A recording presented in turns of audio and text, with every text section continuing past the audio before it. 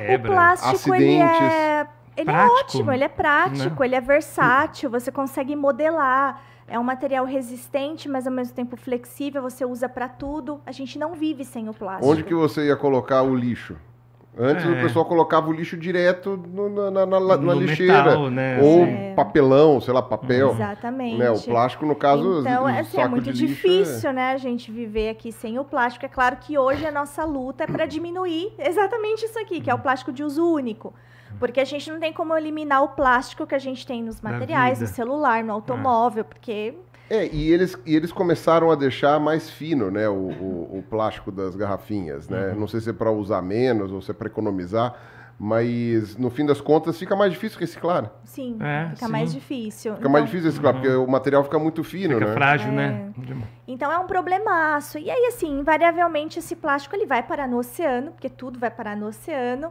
E aí demora muito para degradar, mas vai se degradando, vai diminuindo, vai resultando em pedaços menores que a gente chama de microplástico. E aí é um outro problema, né? Porque o macroplástico é um problema, né? Polui, e o microplástico também. Só que o microplástico, ele entra na cadeia alimentar. Entra na corrente sanguínea. Entra em tudo, né? Então, assim, cada estudo novo que sai de microplástico em alguma coisa sempre dá positivo. Eu estou trabalhando também com análise de microplástico em água do mar, em molusco, em peixe, de peixaria, enfim. E, assim, 100% das nossas amostras está dando positivo para microplástico. Então, tipo, 100%. Você vai comer o seu peixinho... Tem plástico. Tem você está comendo microplástico. Você vai pescar, vai ter microplástico. Que é o que o pessoal brinca, né? Que a gente come um cartão de crédito por semana de plástico. Tá em tudo. Se você for num restaurante japonês, vai comer muito mais. Vai comer mais do que um cartão, 2 cartões, então. Quanto mais peixe, então, pelo visto. Então, a gente está estudando, né? Tenho alunas ali fazendo TCC, iniciação científica. É aquela coisa quando acha o resultado positivo, né? Nossa, que legal, achei microplástico. Aí pensa 2 segundos... Que merda, eu achei de novo microplástico, né? Minhas alunas estão assim no porque momento. É um resultado, né? É um resultado. Do ponto de vista Nossa, acadêmico, legal, olha, achei o microplástico. Que merda. Que merda eu achei. Mas assim, 100% das amostras até o momento, assim. Então, é bem complicado. E aí agora, né, já tem estudos investigando a presença de microplástico em humanos. Ah, mas natural. Era o primeiro que eu pensei. Eu falei assim, tá, quanto que eu tenho? Quanto eu tenho de microplástico? Mas aí você só consegue estudar através de necrópsia, né? A presença de microplástico. Ah, prefiro não. Né? Não já. Assim, com exceção em fluidos humanos, tipo leite materno já foi detectado. Agora, por exemplo, sangue, você sêmen. tem a observação em pessoas que acabaram de morrer? Você pode fazer isso.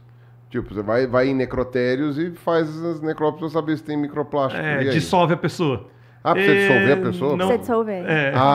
Não vai ter velório. Eu não sabia disso. Precisa dissolver. A gente dissolve os peixes, os Eu queria dar tchau pra vovó. Não vai mais não dar tchau pra vovó. Né? Bom, a gente passou por uma fase agora que você não podia dar tchau pra vovó. Então, perderam a chance aí. Ó. Eu prefiro continuar ali nos mariscos, na água, né? Água do mar. Mas ou é isso, peixaria. a gente, ou na peixaria, fazendas de cultivo de marisco também, a gente tá coletando. E também tá tudo com microplástico? Tudo. Já tentaram ver na fauna não vinculada a animais marinhos? Não diretamente vinculada? Não. Tipo assim, chegar e falar assim, sei lá, uma lagartixa. Um macaco prego. Um macaco prego que não come nada, coisa, mas vai que, né? Esses estudos, eles estão sendo conduzidos com organismos aquáticos, né? Seja de água doce ou água salgada. Mas tudo vai pro mar. Mas tudo converge pra água. Converge. A água não sai da gente. E o que mais... Aí sei nesses momentos. Mas uma coisa que me choca, e eu acho legal o Cris colocar a imagem, são as ilhas de plástico. Ah, aquilo lá, como é que tá a pegada disso? Porque eu lembro de ter visto isso quando eu tinha uns 20 anos. Continua. Os primeiros vídeos. Não, coloca Ilha de Plástico Pacífico. Aqui, ó. Isso. Isso aí tá no meio do mar. Então, em várias regiões, o que acontece? Tem algumas regiões que você tem o encontro ali de 2 correntes oceânicas em sentidos opostos. São regiões de vórtices. Todas essas regiões de vórtices, em todos os oceanos, tem acúmulo de lixo, plástico, sobretudo. né? Então, existem várias ilhas de lixo, porque tem gente que fala a ilha de lixo. Não, tem várias. É que a maior ilha de lixo fica no Pacífico Norte, que é do tamanho do estado do Texas. Mas ela é inteira, densa desse jeito? Ou ela é, tipo, mais espalhada? Não, ela é tipo densa, uma ilhona mesmo. É uma ilha. Você só não sobe em cima, que na hora que você pisa, ele afunda, né? Mas se ele fosse mais resistente um pouquinho, você andava em cima dela. É uma ilha. Então, pera lá. Não tem como se livrar disso. Porque isso é sólido. Vai jogar onde? Vai jogar onde? Sei lá, recicla, tritura. E o gasto pra você ir, e você vai pegar como? Vai no navio. Olha quantas viagens de navio do tamanho vai do ter Texas. que fazer. Exato. Tudo bem que é um Texas fininho, né? Mas ainda assim é um Texas. E não é como se tivesse parado de chegar, né? Exatamente. Você terminou de limpar um pedaço, já chegou tudo de novo. São milhões de toneladas anuais que chegam no oceano. E o Brasil está no ranking. O Brasil é o... Talvez eu me confunda, mas ele é o 8º maior produtor de plástico e o 4º maior poluidor. Que bonito. De plástico. Então ele está assim nos 2 rankings no top 10. Muito bem. E as nossas ilhas de plástico vão para onde? Como assim as nossas? Fica no Atlântico Sul, assim? Tem. Em todas as regiões de vórtice do planeta tem ilha de plástico. Aqui essa do Pacífico é a maior, mas são várias ilhas de plástico, né? E a maior por quê, talvez? Porque a população asiática é a maior do mundo? E tem a ver com as correntes também, e também, né? Imaginaria que ser o oceano também deve ter corrente e tal. Mas é possível que a produção de plástico seja maior em certos lugares. A China lidera, né, entre um dos países que mais Porque a Ásia tem o quê? Metade da população humana? 4 bilhões de pessoas, talvez? É mais da metade. É mais da metade. O pessoal faz aquela brincadeira do círculo, né? Se você pegar o círculo com o leste asiático todo, incluindo a Índia... Você fala, tem mais pessoas que moram dentro desse círculo do que fora dele. Mundo. E uma coisa que eu sempre falo para os meus alunos, não existe jogar o lixo fora. Não existe fora. Você muda de lugar. A menos que você mande para Marte. Se você mandar todo o lixo para o espaço... Stonks. Mas assim, né? Stonks. Não trabalhamos com isso atualmente. Mas assim, para onde que vai? A gente não joga o lixo fora, não existe. A gente muda o lixo de lugar. Isso. Pode mudar a forma do lixo. Deixar ele deixar de ser lixo, fazer ele deixar de ser lixo. Tem gente que até perguntou pra gente assim, e se a gente jogasse no vulcão? Joga no vulcão. Chegaram a perguntar isso pra você? Já tiveram essa ideia antes. E aí? E deu ruim. Porque você joga no vulcão, ele vai incinerar. E o material a fumaça, tóxico, cheia de microplástico, extremamente tóxica, vai infectar todo mundo que mora ali perto do vulcão. Porque tem gente que mora perto do vulcão. E longe também. E uma que vai pro ar, vai pra atmosfera e faz isso. Gente do céu, é verdade. Porque você não deixa no subsolo. Não, ele continua na superfície. Pois é. Gente, tentaram fazer isso. Então, quem tentaram? Fazer isso? Foi um país, eu não sei se foi a Islândia. Foi a Itália. Eu sei que foi a Itália. A Itália ia fazer um troço desse. Eu não sei. Tem cara disso. Eu não sei onde foi. Mas assim, tem alguns países... Calma, Pirula. Bebe água na sua garrafa de plástico. O que vai fazer com tanto lixo? Tem países que lidam Não, só, bem. mas tem o Vesúvio. Exato. Por que não pode fazer com o Vesúvio? Fácil resolver, né? Fizeram isso em Pompeia uns 2 mil anos atrás, né? O que de mal pode acontecer, né? Tem maneiras de incinerar esse lixo de maneira menos... que vai causar menos problemas para o meio ambiente. O Japão é um dos países que mais lida bem com essa questão de resíduos, mas o Brasil está muito atrasado, porque a gente não tem políticas para combater o plástico de uso único, por exemplo. Então, aqui a geração de plástico de uso único descartável é absurda. Sacolinha de supermercado. É um negócio, assim, que é da cultura do brasileiro. Você vai nos Estados Unidos, é uma sacola de papel, né? Você vai fazer suas coisas aqui, na sacola de papel. Não, e eu vou te falar. Eu sou um forte usuário de sacolinha de supermercado, inclusive porque quando elas começam a acabar lá em casa, eu entro em desespero. Minha porque mãe é assim. Eu uso essa sacolinha para fazer de lixo. Sim. Porque aí eu fico pensando, eu não pego a sacolinha porque eu quero. Na verdade, o que acontece eu tenho uma quantidade X de sacolinha, sabe, tipo, é o lixo da cozinha, é o lixo dos banheiros, é o lixo do cocô dos gatos. Aí, tipo, enfim, onde eu vou colocar isso daí? Aí falaram, não, você tem que pegar uma sacolona. Porque a outra alternativa é o quê? É um sacão, daquele sacão preto de lixo. Tem algumas alternativas, por exemplo, tem o plástico biodegradável, né? Que tem alguns que são verdadeiramente biodegradáveis e tem outros que são propaganda Gerador de enganosa. microplástico. Mas tem uma questão aí. O plástico biodegradável, ele só vai se biodegradar em condições naturais, né? Se você tem que estar exposto ao compostar sol. e tal. Se a sua sacolinha é biodegradável, mas ela vai para o aterro sanitário, Não no vai aterro degradar. sanitário ela não vai degradar, né? Por outro lado, né, eventualmente o que está no aterro sanitário ali 1 hora, né? Enfim, pode ir para o solo, ir para a água, ir para o oceano, aí ela vai se degradar mais rápido do que uma outra que não é biodegradável. Então, ainda assim, é o menos pior. Mas essa é a questão. Quando a gente trabalha com gestão de resíduos, a gente tem que pensar pelo menos pior. Porque não tem solução mágica. Assim, é um problema. É um problemaço. Porque o que eu pensei nisso, isso daí já foi uma coisa grave na minha cabeça. Eu chegar e falei assim, cara, eu não vou mais usar sacolinha de plástico. Mas aí, aonde eu vou pôr o lixo?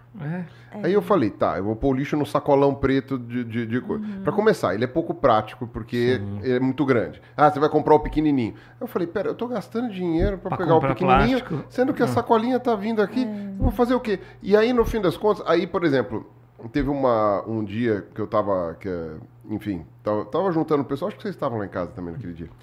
Que aí eu coloquei uma sacolinha dupla no lixo da cozinha. Por quê? Porque o lixo da cozinha às vezes vai, sei lá, um bagaço de limão, um negócio vai escorre. água, né? Então eu ponho uma dentro da outra para correr menos risco de vazamento. E aí uma das pessoas lá na festa chegou e falou assim, Pirula, você tá desperdiçando a coisa? Eu falei assim, mas... Eu posso fazer um lixo ou 2, mas essas 2 sacolinhas iam virar lixo. Agora, pelo menos ao invés de ter que gastar a água junto, que eu vou ter que usar para lavar ou coisa, eu estou usando só as 2 sacolinhas que elas já iam pro lixo. Não tem muito o que fazer. É um problema difícil de resolver. É um problema sério, né? Agora, assim, lixo da cozinha, né? Lixo orgânico, resto de comida, casca de fruta, a gente deveria compostar. No mundo ideal. Né? No mundo Nem ideal. todo mundo tem onde colocar isso Exato. daí, e tudo depende. E depende de quantas pessoas são. Por exemplo, o meu lixo reciclável, eu não ponho numa sacolinha. O meu lixo reciclável eu ponho numa sacola de papelão. Então eu tenho a sacola de papelão também lá em casa, mas aí é mais fácil de você pensar. E outra, resíduo seco, né? Sim. Não pode ser molhado. Exato, não pode ser molhado. Agora, você tem o resíduo que é o resto de comida às vezes, mas às vezes também é outra, sei lá, uma embalagem, uma coisinha que você não tem muito como fazer, sei lá, fio dental, papel de bunda. Você vai fazer o que com isso? Sim. Não, exatamente. Não é fácil, fácil e mesmo. o quanto que a gente gasta de plástico com lixo de banheiro, sendo que se a gente pudesse jogar o nosso papel na privada... Economizaria muito. Economizaria tanto. Economizaria muito. Nisso. Você confia? Certeza. Não, assim, porque a gente confiava quando a gente morava nos Estados Unidos, que aí ali a gente jogava mesmo na privada e tal. Mas aqui no Brasil... Não confio, não. Não, e não tem. E a gente não Não tem é tanta estação de adaptado pra tratamento isso, também. Agora a gente precisa de políticas públicas para isso também, né? Por exemplo, ali em Santo André, né? Que é onde a gente dá aula ali na Fundação Santo André, lá a gente vê uma gestão de resíduos sólidos que funciona porque tem vários programas, vários projetos. Então tem um programa, por exemplo, que é o Moeda Verde, que funciona em regiões mais periféricas e as pessoas elas trocam lixo reciclável por comida.